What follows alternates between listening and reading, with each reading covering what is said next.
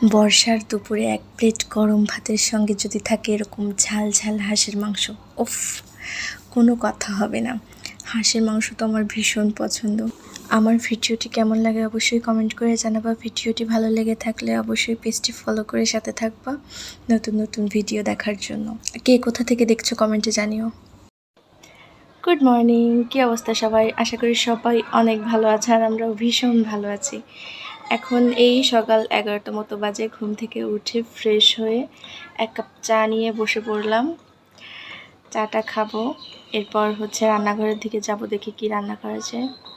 বাহিরে আজকে হালকা দেখছি মেঘ হয়েছে, বাতাসও হচ্ছে। তো চলো রান্নাঘরে যেয়ে দেখা হচ্ছে। আজকে যেগুলো রান্না করব সব কিছু আমি কাটাকুটি করে রেডি করে নিয়েছি। এই যে ডালটা আমি কালকে রাত্রেই সিদ্ধ করে রেখে দিয়েছিলাম ফ্রিজে, তো বের করে নিলাম। এই যে এখানে পটল কেটে রেখেছি, আর মাংসটা রান্না করার জন্য যা কিছু লাগবে সব কিছু আমি কেটে কুটে রেডি করে নিয়েছি। এরপর মাংস রান্নায় চলে আসলাম।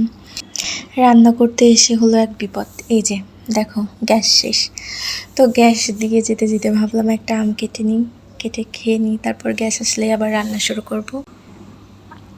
তো এইখানে যে রান্না আমি শুরু করে দিয়েছি। মাংসটা খুব ভালো করে ভেজে নিয়ে একে একে সব প্রকার মশলা দিয়ে দিব। ভালো করে কষাতে হবে। হাঁসের মাংস কষানোর উপরে টেস্ট এত মজা হয়েছিল আজকে রান্নাটা। এই যে আরেকটু জল দিয়ে আরও ভালো করে আরও কিছুক্ষণ কষিয়ে নেব।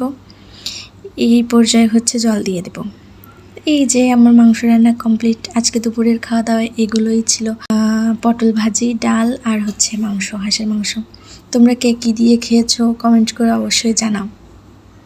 আর হাঁসের মাংস খেতে কে কে পছন্দ করো?